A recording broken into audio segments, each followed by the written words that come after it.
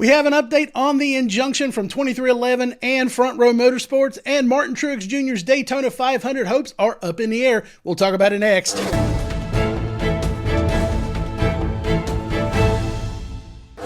Hello everyone and welcome back to the channel. I'm Professor Lars and this is Hitting the Wall Racing. Do all the liking and subscribing if you could. I would greatly appreciate it. So Saturday I saw a video that stated 2311 and Frontrow Motorsports on Friday filed a new injunction in district court to get NASCAR to let them run as a chartered team. Well, as I kept digging through this, trying to find information for my own video, the only thing that I found was a report from Bob Pockrass, and it said nothing about them filing on Friday, that they would just go ahead and refile soon. And I am quoting from Bob Pockrass's X account. 2311 Frontrow will refile their motion for preliminary injunction. In motion asking to be able to seal portion of it, they state plaintiff's intent to file a motion for preliminary injunction in district court with additional evidence of changed circumstances. So what does that mean? Well, the reason the original injunction did not go through is because 2311 and Frontrow Motorsports could not prove actual harm to their business if they did not run as a charter. They had potential harm. They could potentially lose sponsors. They could potentially lose drivers coming in and driving for them, and they could potentially lose money. Now, I suspect that this new injunction will have different language attached to it, mainly the TV deal rights, which is what the charter does.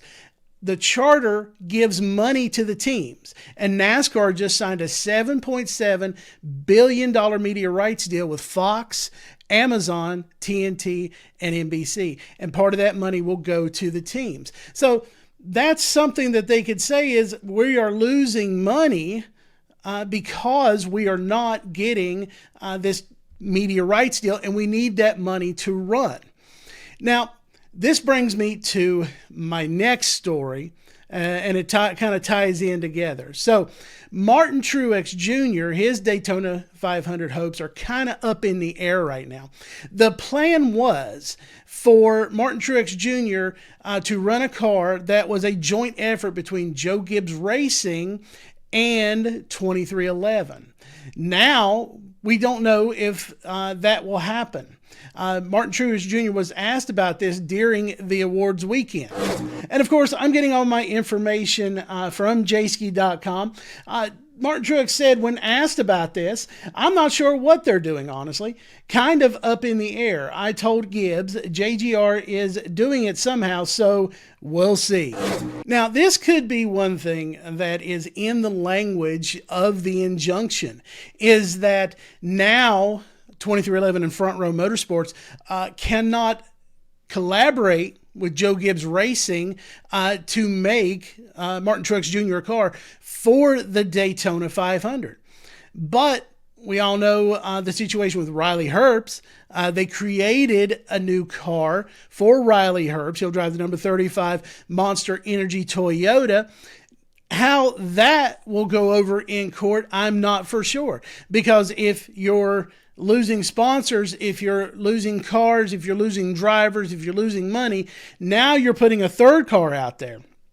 But this deal with Martin Truex Jr., he may not get to run because of the charter situation. So that could be one thing that would help 2311 in this injunction, to have the judge say they have to run as chartered teams so they can make the races, so they won't lose money in the races. If you like this video, give it a like. If you like what I'm doing overall, hit subscribe, hit that notification bell so you don't miss anything. Leave a comment below. Tell me where I'm getting it right. Tell me where I'm getting it wrong. And we'll see you in the next video.